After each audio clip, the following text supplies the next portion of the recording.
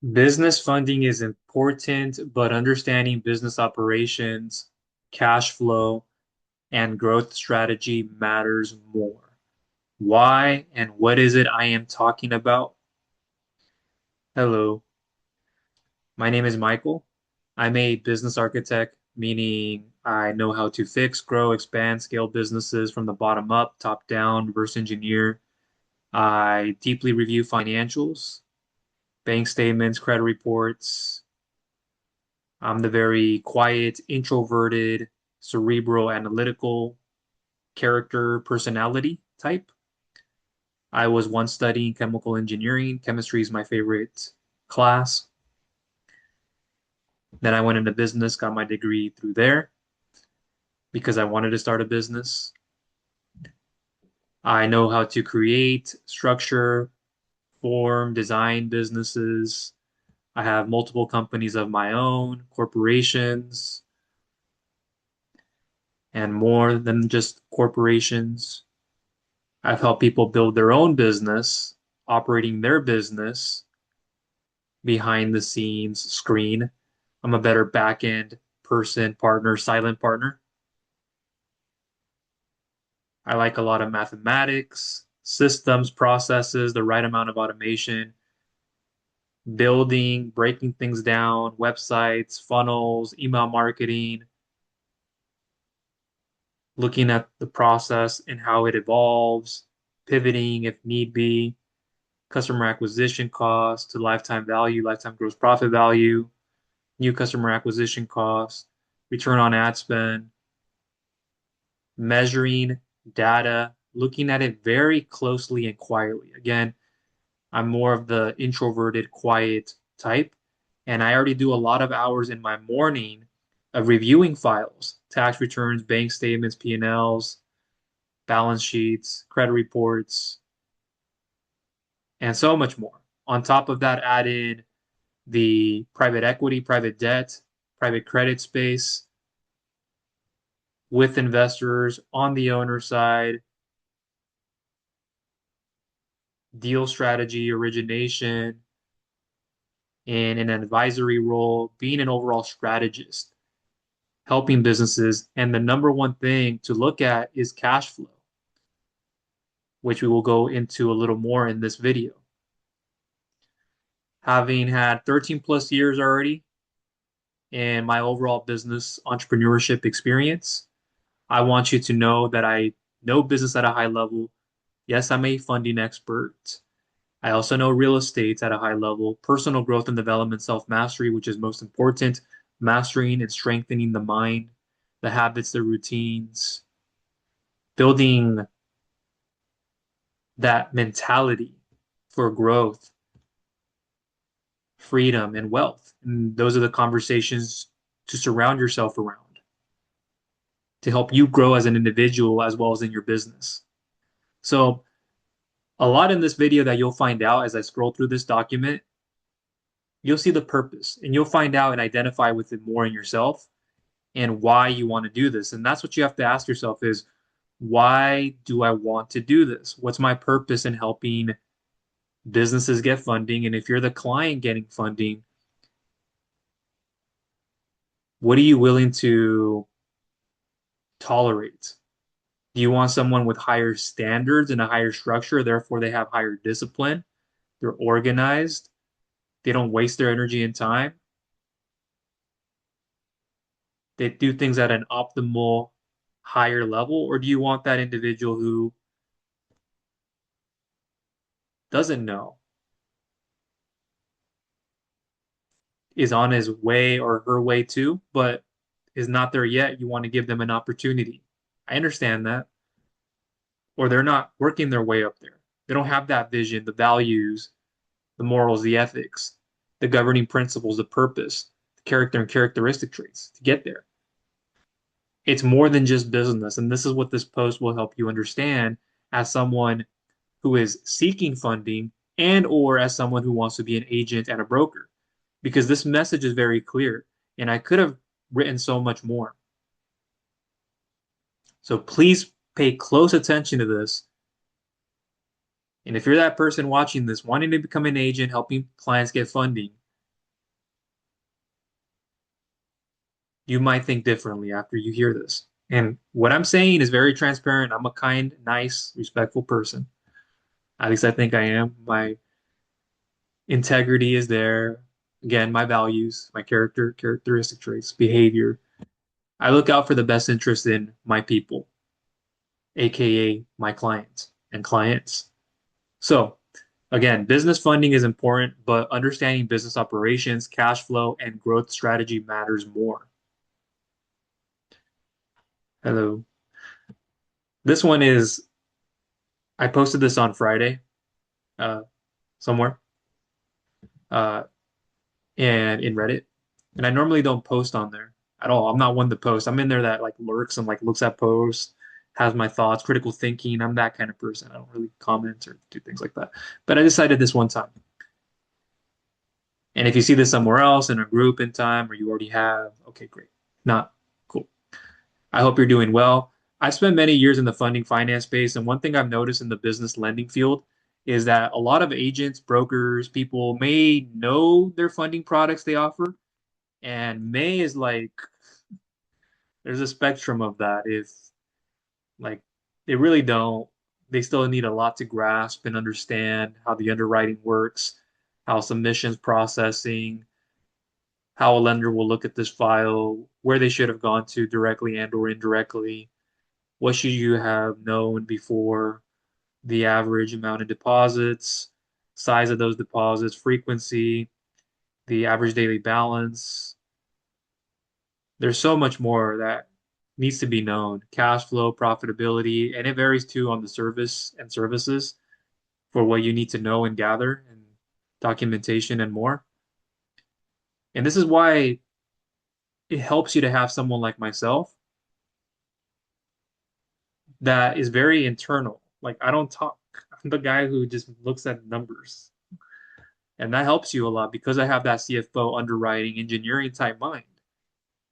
And I've helped many people in their projects, billion-dollar valuation projects. I put pro formas, detailed project budgets together, processes, understanding a lot more in different industries. I haven't named all of them, but there's many things.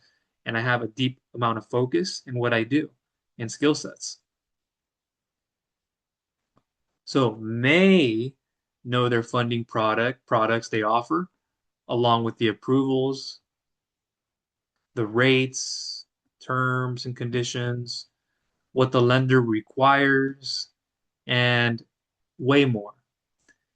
But many, and I mean a lot. See how I put a lot here in caps lock? Let me even bring up the size font. A lot do not understand business and businesses, their own and or someone else's. Do they even have truly their own business? Do they understand business? Do they want to get to understand business if they haven't yet understood that or fully have? Don't understand businesses themselves at a much deeper and at a deeper operational level. This meaning also in terms of cash flow, growth, pivoting, the strength of the business, stabilizing it, understanding percentages, contribution margin, net free cash flow, how the overall business functions, the management of it, and plenty more. So when I say, what do I mean? That's part of it, and there's more. To give you some context before I give you the details you'd like to know, just reemphasizing, I'm the very quiet, introverted, analytical, cerebral type. Nothing to hide. It's not because I don't say something I am. No, if you understand that personality type, archetype, architect, even if you don't, I am more of a quiet, reserved person. A lot of the times in this industry, what I found out is not just on the client side, a lot of it on that side, but from someone who wants to be or is already a broker agent, is not doing it at a sufficient level or wanting to get more skilled or adding more to the repertoire. There's a lot of tire kicking in this industry, a lot of energy and time, vampires, meaning like that's getting sucked away from me. And I'm very careful about who I give that to. So that's why I always gear towards who the person is. That's what I care for most. The business is great. Like I'll get to understand your business, the operations, numbers, raw numbers, exact numbers, approximates, estimates. monthly revenue, cash flow, what you set aside, peak times, slow times. What should we do here to strategize? Use 15% here into this bucket. Then you have 25% in savings for the rest of the month. And then actually buy that piece of equipment, do it like this so you can save more on profit and roll that over in the next phase like this. Like I do all that stuff and I understand how to do even more than that at a higher level. So it's more about understanding that person that is a thinker than the person who is a talker. In this space, that's what most people are accustomed to. And if you're a client looking for funding, I don't blame you because I was once you, the person who's out there just spewing. And you have to ask yourself, what did they even do to develop that and understand you? And not always does it have to mean that's a call. How I do things a lot of the times is energy and time efficient by email, by messenger. A lot of people message me, text me my mobile number. I'll give it to you and everything like that. And when it makes sense for clarity, okay, then it may make sense. But you have to be very careful of your energy and your time. I have a questionnaire form people fill out. I'll try to leave that down below in the description so you can check that out. And anything you'd like access to will be in the description. My link tree, I'll try to have it in there. My email, so you can email me. And be serious. Don't be someone who's tire kicking. Don't reach out to me without any intention. Don't reach out to me because it feels good and you just get stuck in motion. That's what it is. When you're reaching out to me, you think you're progressing, but you're just in motion. It's like me writing something down. That's just in motion. It's part of it is an action. Even if you tell yourself like you still haven't done it, I'm doing it now by writing it, but now I got to go perform that. If I'm writing some thoughts down, well, this is my idea. Now I have to go do that thing to execute on it. I have a rough draft. Now I have a final draft I have to make. Don't go half into something and expect that I'm going to give you my all. And then I get to find out more about someone. Not that it has to be a call. For clarity, maybe I have Google documents I can send you to. I have a welcome package email I send people to. That's what I can do. I have separate Google documents for real estate, for faster funding, bank term loans, business term loans that are more general, equipment loans. The list goes on and on. And I have these all organized so I can send and I can share with you, create a credit-based funding and more. So if you're curious about what options work best for you, I'll leave more details in the description and I'll leave my email. Check the comments, pin post. I may leave something. If not, it's okay. So again, I'm the very quiet, introverted, analytical, cerebral type. I think a lot. Critical thinking is my favorite thing, and more. I'm already. I could already feel my eyes like feel like they're burning. Like they're like it's hard for me to do this. Like cerebral. Like this is just hard. It takes a lot of courage. Thankfully, I'm on the share screen and I'm not just like in front of the camera like that. Have done those, but it's very hard for me. It takes a lot of courage. Who's best behind the scenes on the back end? That's who I am. I like to just be behind the scenes, and not because I know that a lot of people on the front end, the upfront work, front end work, is very volatile too.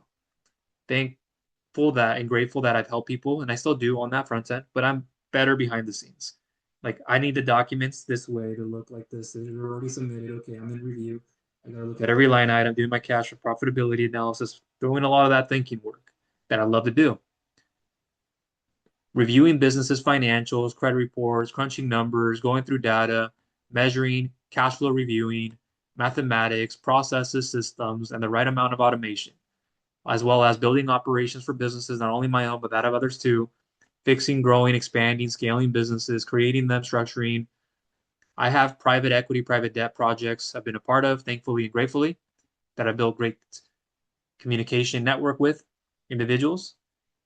Uh, deep, deep. And I don't take this lightly.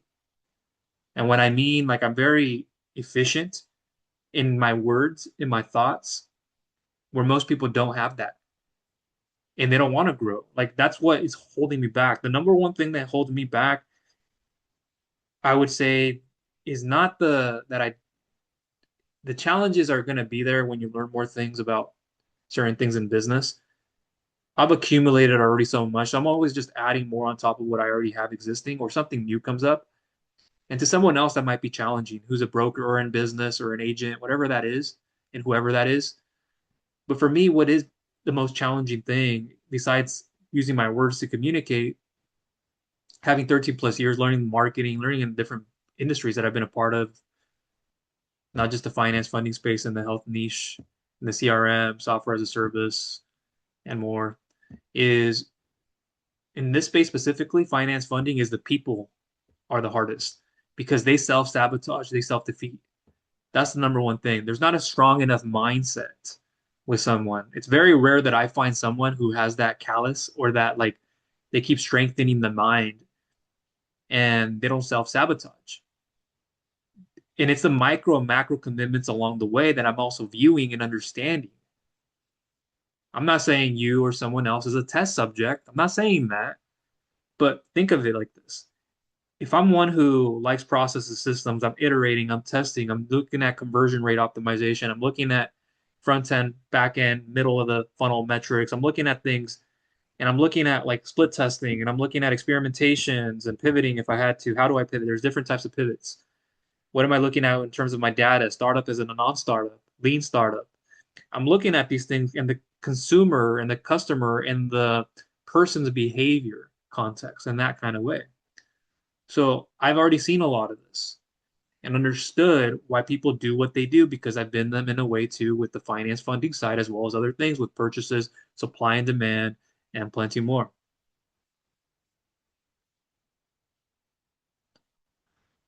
So these projects, there's more. And over 13 plus years at the time of you watching this video, and it could be a lot more by then when you're watching this, at the time of writing this post too. So there is a huge, more like massive, let me actually, like I did with the a lot earlier, this one will go into a size 18, not 15, like a lot was up here. So you can see on screen, a lot there. Over here has 15. Massive right there, 18. Difference between those two types of thinking when it comes to helping someone get funding and or if you're the person reading this in need of funding. This is what happens.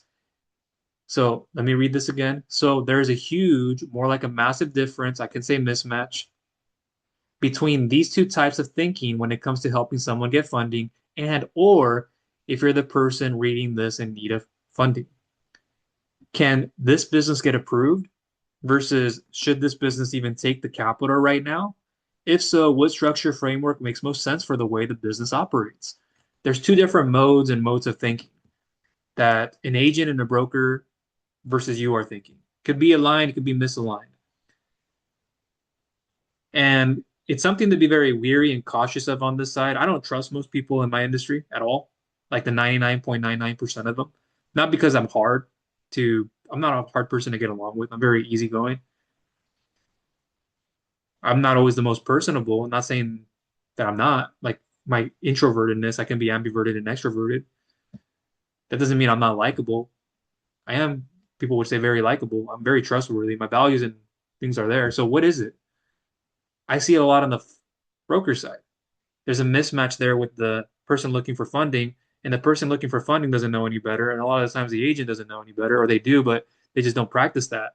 And they just want to earn the most. So they tie you into a solution that's going to make them the most and put more food on their table.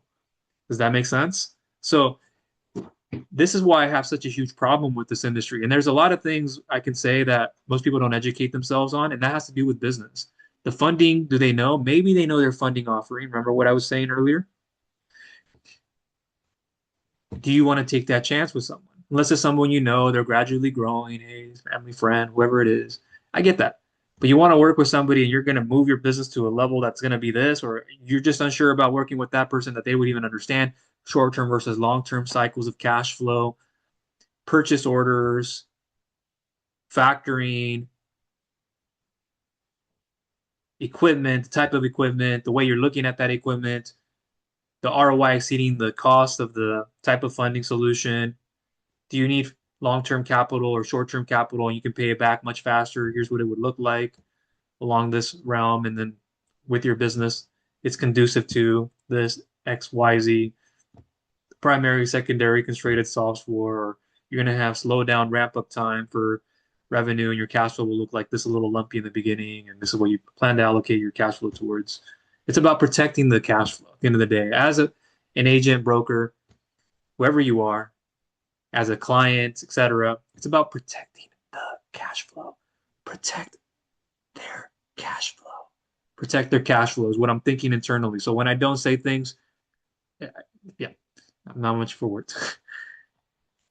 In reality, I've seen way too many businesses who may be doing well or well enough, with revenue, sales, deposits, how do they collect revenue and what forms of cash flow does that look like? How long? When the debt is out, when they have debt, how much are they paying for within that time that they have that debt out? And if you had more demand you could service today, would you be able to handle that support, cash flow, the growth model of the business, and just plenty more? Again, in reality, I've seen way too many businesses who may be doing well or well enough with revenue slash sales, whether it's consistent or not, a drop of additional profit sales every month. And that's what is in turn your business calculus and your integral, making sure that and how much in additional profit sales, how much in additional ROI would I be able to generate every single month, having taken this debt or without the debt, and realistically for how long? Because there's a asymptote, there's a curve, there's not always a linear direction. There's a concave down or upward.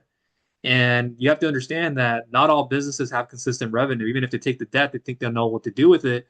That's not so consistent after the fourth, fifth month. Something drops or something breaks. There's rework.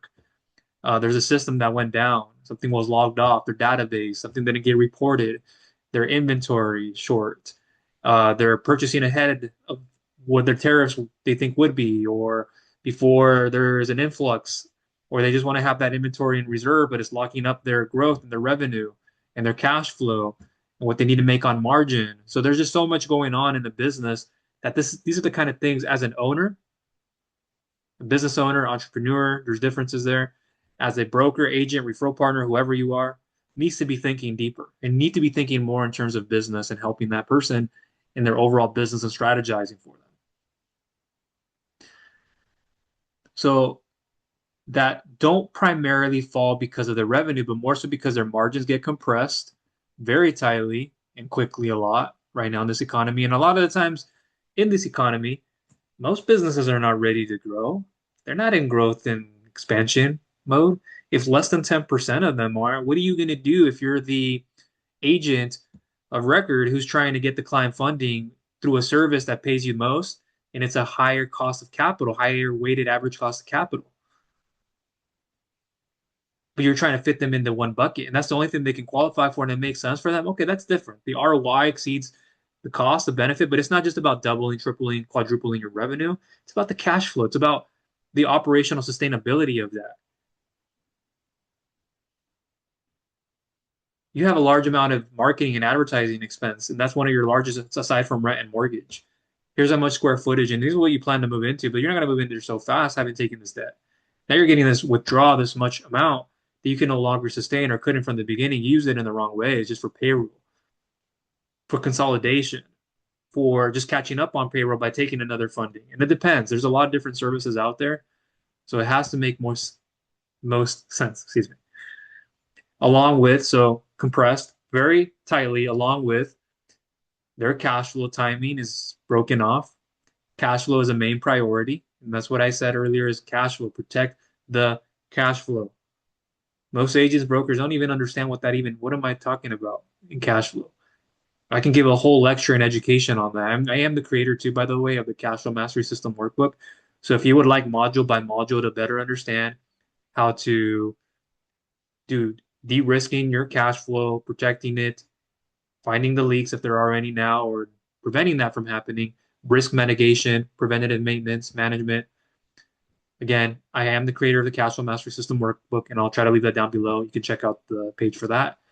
Also, the 5-day cash flow reset I have, which is the preliminary front end product, and then the cash flow mastery system workbook, which I strongly recommend. I have videos that go over the 10 modules and building your cash flow structure in your business. Most people talk to you about profitability and revenue. You're optimizing for that solely is not the right way. Operating for cash flow and all different types of cash flow, contribution margin and different areas and percentages of cash flow you should have. That's what I'm going to show you. You want that. Cash Flow Master System workbook will be down below that you can get access to. So again, there's cash flow timing is broken off. Cash flow is the main priority. That's why I separated it like that, because most people don't pay attention to this. Your agent, if you have one now, referral partner, broker, whoever they are, or planning them to be, you have to be very cautious. And I've helped so many people, and it's not about doing more volume. I used to do volume in the past, many years ago, but it's about lesser of that. I want more quality of the individual and the business. And the person that wants to grow, I want to help them grow. I'm going to help them in their personal growth and development, self-development, mastery journey. That's what I want to do. And somebody who can realize that we need to be surrounding ourselves again around people who want to have more freedom, growth, wealth, and there's more in surplus. Their overhead has finally outpaced their growth, and it can mean they don't have enough people handling opening accounts. How much are you paying per person to open an account? What is the expected amount of calls for you to have inbound, outbound? Why has it dropped? You're not hiring for talent. That's the hardest thing too in this economy is not only the growth factor, but it's also hiring for talent and skills. And that's where a lot of companies, construction, contractors, manufacturing, and running lean in manufacturing is so important and not doing any rework because with those, it's like the whole concept of how many envelopes do you want to fit in? How many things do you want to fit in an envelope? You do 100, do one after the next when you could have been doing in one more in one envelope, fit something in, close it. This is how I got to do this and how I got to put it here. And you would have found out there was an issue. Instead of doing it 100, you put something in one, second, third, fourth, fifth, sixth, and by the last one, you go and you complete that one, and you find out, oh, all these other ones they don't fit, or like I got to fit more, but it's not all gonna fit. I should have tested it with one of them. There's so much more that can happen, and you have to understand. So again, their overhead has finally outpaced their growth, and it can mean they don't have enough people handling opening accounts, how much in revenue, profitability, net free cash flow do you get from that one person helping you open an account? Are they worth paying that or how you're paying them? And there's just so much more to ask. That's not the only way to go about it. How can I effectively hire someone with skill and talent that I can pay them well worth their energy and time so I can have somebody stay in here long term? Might not be the thing they start with, but over time they grow into something you want to have them opening up more accounts or higher tier exclusive accounts. And there's just plenty more that comes with that. And then the process, the demand of somebody collecting something up front through your sales process funnel. There's just so much more to understand there. And not enough people handling accounts and contributing to the overall infrastructure of the business to keep up with the demand. The supply and demand, there's supply, there's not enough demand, vice versa, supply and or demand constraints, and understanding those constraints and how to fix them and how to get back on track. Their way and ways of operating inefficiencies are leaking and showing up as well as have stacked up. And some of this, I'm going to try to speed through this because we have a ways to go that I'm going to show you right here. And we'll get through this as fast as we can. And again, down below, I'll have more details. And if you would like to get funding and help from an expert in yours truly and or anything else, I'll leave down below in the description. And also, if you're serious and not wasting my energy and time. Their customer acquisition costs go too high, and they got too high. Think customer acquisition cost to LTV, CAC to LTV, lifetime value. There's also lifetime gross profit value. Their labor is already and or became inefficient. Their debt payments are mismatched, misaligned. They're not consistent with their cash conversion cycle. Like how fast do you go through cash? How fast do you burn through cash? How fast do you collect? What are your inflows and outflows? And how fast does something come in? And that time that that comes in is more cash going out. That wasn't from that activity. It could have been from something else or added to that activity. Whether that's short and or long-term cycles, this is super important in understanding their cash flow, contribution margin, net free cash flow, financial investment cash flow. There's many more models to that, discounted cash flow, and more that has to do with cash flow formulas. This is the major difference with getting fast, short-term bridge funding versus more medium and longer term, and how fast of a turnover time and timing gaps you have, and matching the right funding format and service to understanding how much you need to take. Okay, a lot there. Let's just pull a few things. This is number one. If there's anything you get out of this, with all these bullet points, is this one. When someone doesn't understand your business, the operations, the controller side, the management, where things are leaking or could be, How do we strategize around having more optimized efficiency in the business, reducing waste? It could be waste of heat. It could be reducing spillover. We have an activity that's going into another activity that we shouldn't have had. We're moving into another location that could pull out in a lot of cash that you don't have or you do have. But as fast as you pull that in and get started, is as fast as it can go, and it can go through your cash. So now you have to upkeep things. You have to keep pulling out from somewhere else to make up for that lack thereof. But the cash flow, you have invoices, purchase orders and agreements, and you have to have that available to fulfill on your orders. So you go through that and cycle it every 30, 60, 90 days, and you don't need that debt to be standing out so long. Okay, you have faster cash conversion cycles. You get cash in much quicker. How much cash comes in at what period and what time. So you can clear from that comes in, you have to set aside this much. So you have realistically about 25% of that you can pay down and draw down this much. And if it's a line of credit, this is how much you'll be able to pay down and draw down. So it's about thinking about what that is, what that payment would look like, the terms, the rate, and it's just so much more. And understanding, is it something that's going to be out longer and I won't generate revenue right away or as much, or it won't be stabilized? So there's so many examples that I can give you, but understanding overall the cash flow of that business and matching that to the right service. But why would they need a longer term versus a shorter versus a medium one? Got to understand that. And it's all coming down to cash flow, timing gaps, understanding different pivot points to all that too. So much more. Their scaling phase and phases have taken place before their systems and processes were ready and optimized to handle the supply and the demand. Plenty of times, what I have deeply noticed, is that word deeply, is that, let's move this, and I apologize for some of the grammatical errors, that it's not funding that will make things better. It's having to look at what the business lacks and repositioning, and or at least as an advisory role, at least from what I know and experience, having done this long enough and overall business 13 plus years, as an advisory role is helping, if you're not the client, helping your client, or if you are and you have someone who would need funding, whether you can or can't get access to the funding right now or later. Advisory role, helping your client strategize around it temporarily, with and without funding. Not all about funding. And that's what a lot of the people on this side who are trying to help you get funding, if you're a client, they lack. You'll always hear, uh, how much in revenue is your business generating monthly? What does the average look like over the last 3, 6 months? I can gather all that stuff. I have it in a questionnaire. I'll try to leave that down below so I can pre-underwrite, so I can better understand things. It's not going through an application yet. It's just not an application at all. It's for me to pre-underwrite, to understand.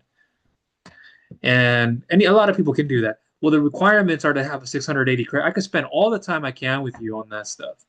That's why I have Google Documents, so we can speed things up, see if you're actually serious or not.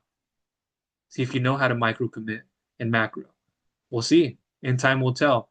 And I know who my people are. I know who the winners and losers are. Quite sadly, there are so many more losers than there are winners in this space. I'm being honest with you.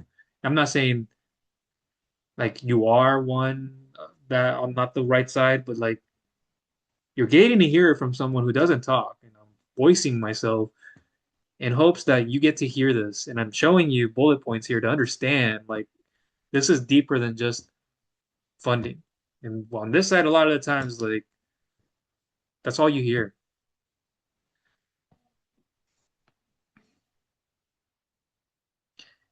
Helping your client strategize around it temporarily with and without funding, but there's always a lack of this.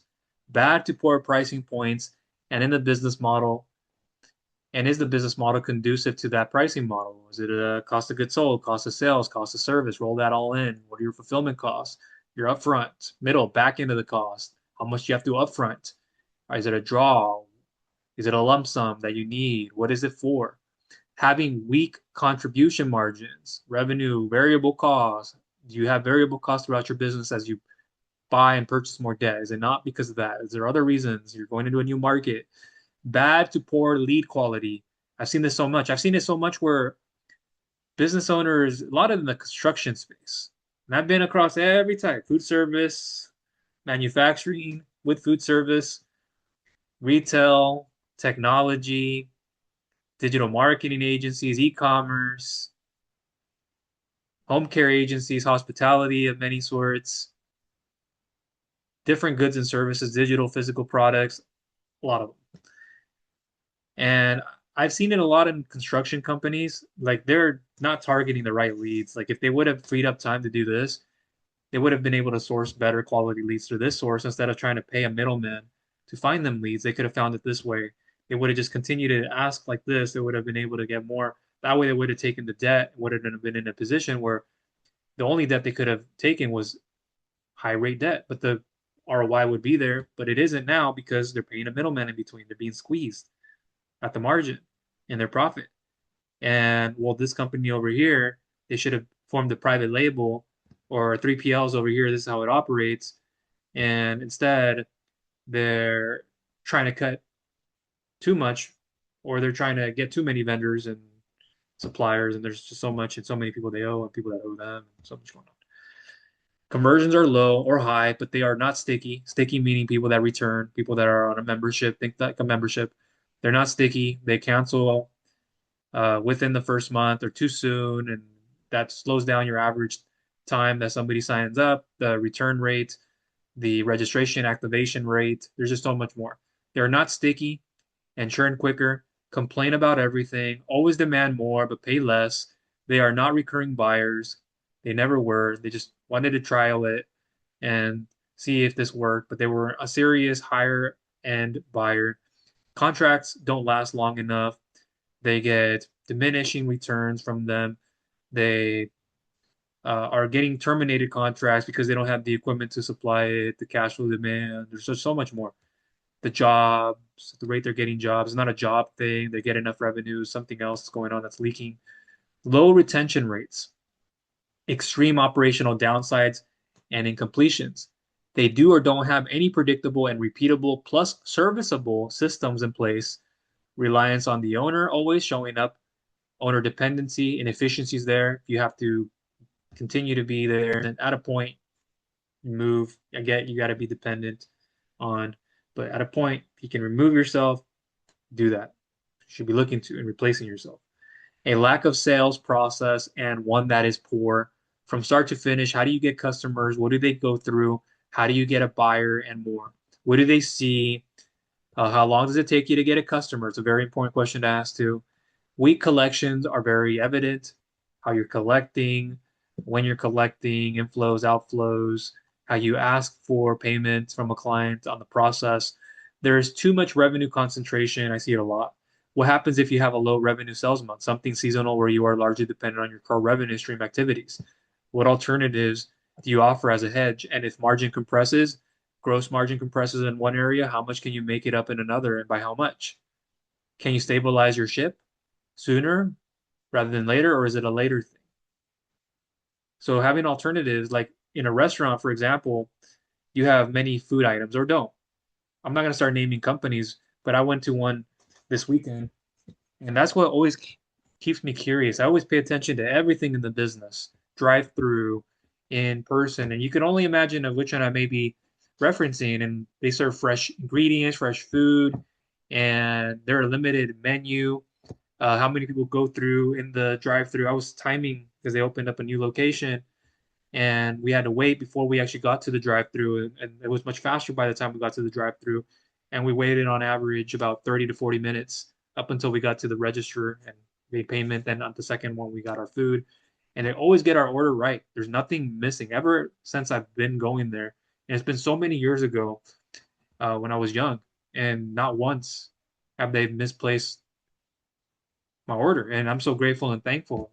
The speed, the efficiency, the people working there, it's just at a higher class of its own. And you got to think of it, every logistics of that business and why it functions the way that it functions. That's how I think. I'm thinking of it from the bottom up, top down. Like if we move this, like what would this do? How would a client respond? And on average, how much is somebody spending in a day? How much would they likely be making in a day? Overall, net, bottom line, cash flow, EBITDA. This is how much they have cash flow they can move over and set aside. Here's the logistics. This is why it works so well. And they bring in this fresh product every single time like this, and how it gets delivered, where they source their product from, supply and demand, concentration, the menu, and just in any kind of restaurant, but in just out there in general, it doesn't have to be just restaurants, is well, if you make up your margin, you make most of what you make, or you break even on your sides. Or your sides are the ones that are overtaking, and those are the things that you make most of your profit on, not the actual meat in that bigger cut item. And if you make it in a way where people are actually buying the sides, they have to buy the sides along with the actual order, or they get a side in a combo, they get two to select from, they get five choices they get to select from, and they get two to add to this. If they want to add the other three, this is an additional, and then it comes with the beverage like this. So it's like you're adding different tiers, upsells, downsells, cross sells, and plenty more. And understanding where you're making your margin. If you're hitting equal point, can you hit equal point? There are companies out there. Well, they can make break even here, two, three products, but with dependency on there being a membership that gives you exclusivity, and it's a reminder as an advertisement, even if they do or don't advertise at all, that they're saving on their budget of marketing and advertising by having exclusiveness within that card that, hey, you have to renew. This tells you, draws your brain into, I get exclusive access and I get to keep this. I'm in a premium member model. Wow, this is an increase in status. So there's just so much more, and that's where you can make the difference. There is inefficient marketing. There is inefficient marketing and advertising spend. Think about cost per lead, return on ad spend, cost per lead, return on ad spend, at the margin. There's just so much more to look at when you're looking at marketing on different platforms. I'm Google AdWords certified. I've ran a lot through Facebook, Bing ads, plenty. And I've spent a lot on my own business, uh, testing and doing a lot of different things. So I understand that space very well. And seeing like customer acquisition costs, the funnel metrics and stuff like that. Do you know your ad creation process? And that I mean just like, do you start from, how do you start? Who gives you the idea? Or how did this get drawn on? Like, where did you bring this up?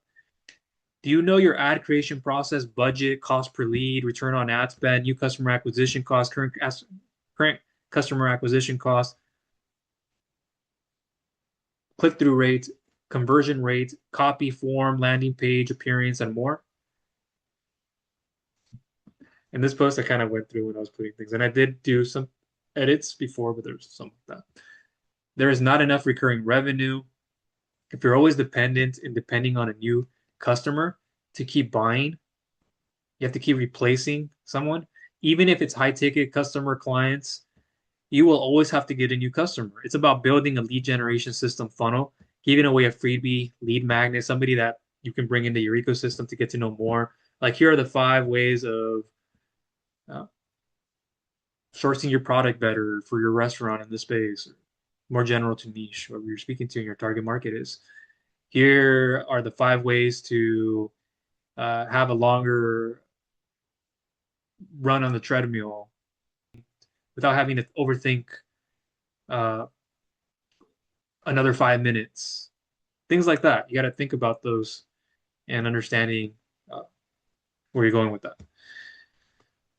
To the front end, low profit maximizer. To the middle of the funnel, purchases. To the back end, higher price purchases.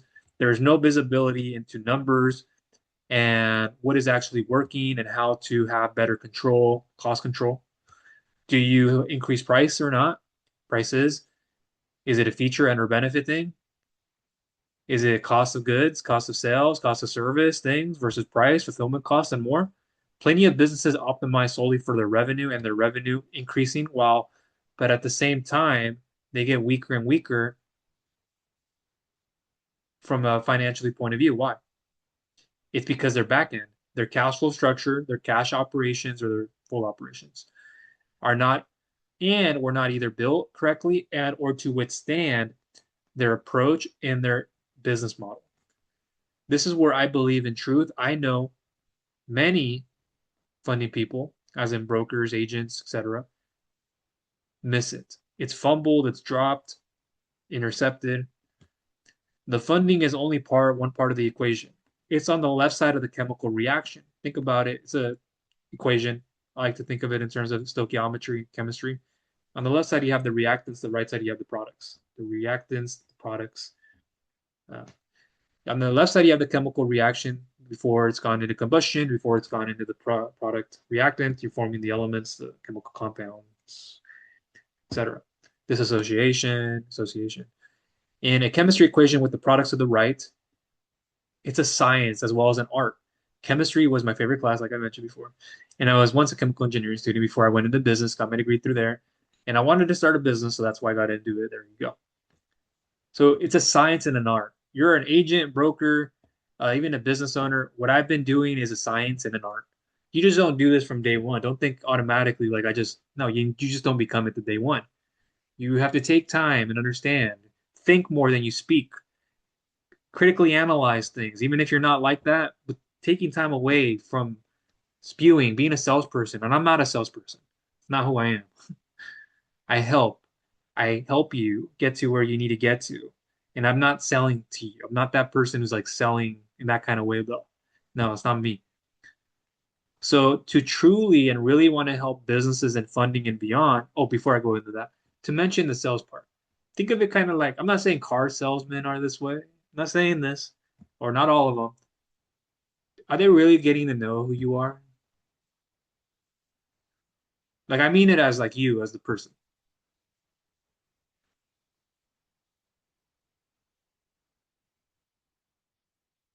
They see your purchases probably made and why you would have made those purchases. That's another way to approach it, but just you.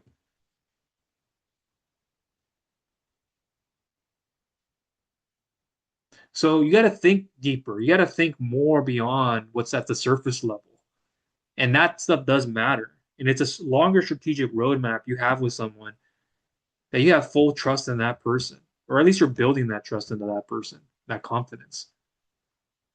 So to truly and really want to help businesses in funding, finance, and beyond, you have to learn. If you haven't or you have, but to be better and more consistent and to understand the operations from start to finish, cash flow conversion cycles, looking after the cash flow of a business at its entirety, as well as its margins, their cash flow cycles I mentioned, the fixed versus variable costs. What is the customer acquisition strategy, cost, and more? Customer acquisition cost to lifetime value, lifetime gross profit value. Their systems and what processes are governed by them, systems and processes, the process flow and framework. What does that look like? You have a draw board, the sales pipeline and pipelines and how their tracking and management is done. What is their labor efficiency and efficiency? What can they do more of what's already working well, but they are not doing enough? They're not optimizing for it. They should be doing more of that. Do they need to pivot? There are many points of pivoting, whether it's technology or not. There's many pivot points. Is it a startup versus non-startup pivot? Some of these pivots are easier, and some of them are not, and easier to see and easier to not see, and not easy to see. Many differences to what they do there, their working capital and how it works for them. Do you understand that in their business? How they've used working capital? What is it used towards? Exactly when they set aside how much? Why did they set aside for that much? Their ROI. Also, how much in additional profit, sale, can the business realistically make have each month and for how long having taken the debt, even without the debt. Also, cash flow and more. What does their expansion timeline and timing look like? And is a ramp up period up to stabilization? Or where is stabilization? How long does it take to get to stabilization? Is it expanding into a new or current thing, product, service? Is it testing to cash flow and cycle? So cash flow conversion cycles are you testing? Vary and it varies with those. There's no immediate ROI and more. Why? What is their preferred debt structure? And what, if any, does it look like right now and in the future? Who else do they have to pay? Why are they not taking the funding? Because of the other people they have to pay. And here's what they're not optimized yet for. There's so much more. How long? How does their liquidity look like now? Reserves, categories of where they put their liquidity into, percentages, etc. What does being scalable and scalability look like and mean for them? What is their management structure? What kind and type of operational leverage do they have? There's plenty and plenty more. I don't work off of volume like I did many years ago, and as I mentioned earlier, I just want more quality of the individual, people, and businesses. And even if the business isn't just there yet, but I want people who want to grow. And I get to remember each one. I'm still putting myself in the trenches even when I don't need to rely on funding clients. And you're seeing that. If you've been one of those people who I have so gratefully and thankfully been able to help, thank you. I'm very grateful and thankful for you. Like always, thank you. You would have seen that. And it's about remembering that in the person, not 20, 30, 40 people a day you service and you're like, who are you? And you want, well, yeah, but you don't need to rely on so many funding clients. I have other businesses and projects too, but I do it because I was once you, I was once them. I see it plenty of bad brokers in the space, the services and why people are taking them and they shouldn't be, and when it makes sense, when it doesn't, for how long. The values, the vision, the mission, the morals, the ethics, the governing principles, purpose, character, characteristic traits. There's just so much more. It all varies. And I've still yet to meet someone like that that like encompasses what I've been able to do. I'm not saying, ooh, I'm not like that. I'm not cocky. I'm very confident. I'm a Libra. I'm just very harmony seeking. I have a younger brother. I love to read. I'm a reader. I like to write. I don't want to be on video. I love to fish and I'm a family man. I love rock music. I listen to all types of genre though. Very easygoing. It's the person who makes their life hard. And what makes it harder for me to help somebody get from start to finish. That's the number one thing. So why should I depend on you if you're the client and you're a broker or agent, referral partner, or plan to be listening right now? Why should you depend on the client to put food on your table, on your family's table when all this is happening? Think about that. And there are already too many things in the process that derail someone in getting funding, whether they did it to themselves or it was just a denial, decline, something that wasn't said or was said, but it was appearing like this. You didn't submit this, took them this long to do this, da da da da da da da da da da. And why should I have to wait on you? Tell me why. It's not that I'm the one that you should like, oh, I don't know if I could. No, no, you don't have to worry about that. I'm the one that's most worried about is having to trust that person. Because I know about all the self-sabotaging, the non-strength in mind. I know about all this stuff. And I've been the person who's received funding. I know what it takes. So if you're on this side flip-flopping, and you'll always be a flip-flopper, or you come to terms with, I have someone finally who does care about me as the person and the business and businesses that I have or want to get into. Or are you going to continue to go through it over and over and realize that who are those people in their standards and what do they do to get earn my business? Like what like they called me, do you really want to be listening to people like that? Just cold calling like no, this is just it's nasty.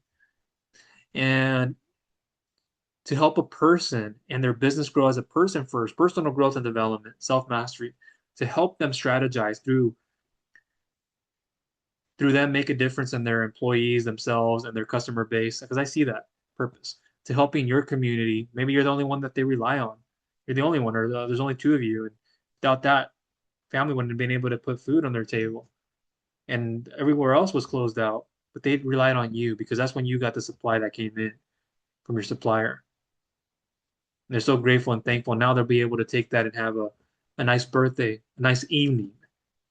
That's the difference. And there's plenty more. It's extremely gratifying and something to be very appreciative of.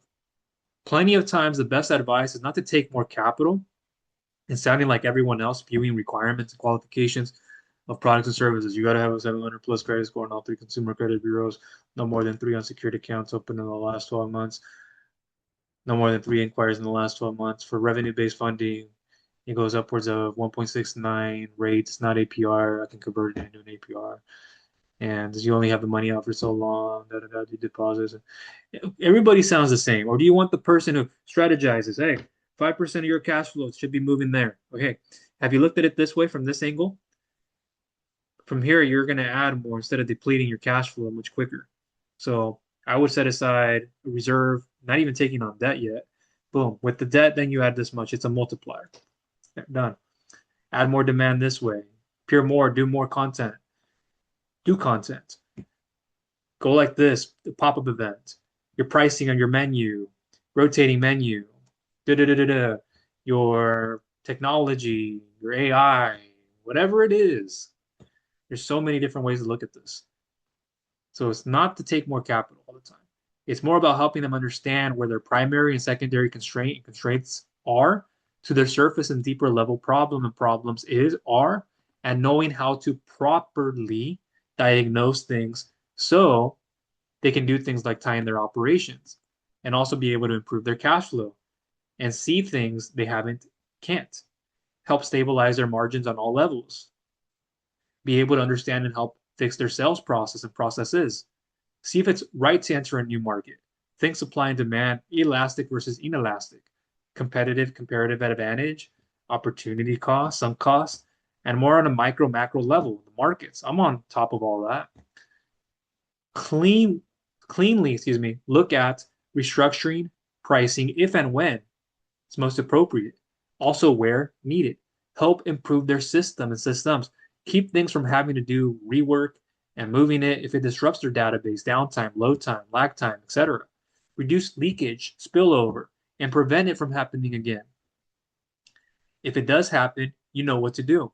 Preventative maintenance, risk mitigation, management, and more, etc. Improve their collections. Build the recurring revenue first or as an after initial purchase product, service, or later down the line. Middle, back end, high ticket. Think membership model, training, additional resources, grandfathering somebody in, protecting their cash flow and full liquidity. That's the number one thing. When you have a high standard, have high discipline, and you're willing to go above and beyond, you will grow and be able to help others grow far beyond their business. I hope you found this post helpful. Thank you, and my name. This is serious. So as you as an agent, broker, referral partner, you as the client, you as both, now you have more than enough information. I could have put a lot more. There's a lot more left out. There's just so much more I can put in here. But how I analyze things, I can't explain it, how my mind works. After this, I'm going to go relax because I did my brain work in the morning. I wouldn't be doing this if I didn't do my brain work in the morning. But the way my brain thinks about businesses, real estate, investment projects, equity, got to have this percentage here. This is how we should do it. Here's how you come up with your name. Make sure it's not trademark, copyright infringement. Make sure you have this looking like this. Make sure you add this. Funding here is how we would do. Here are the requirements. Here's how we strategize with your cash flow better. Here's a better model for your cash flow. You haven't been doing enough. You haven't been doing this at all. That's why your cash goes out so fast because you're having to pay 2 to 3 different people in between, and these are your suppliers.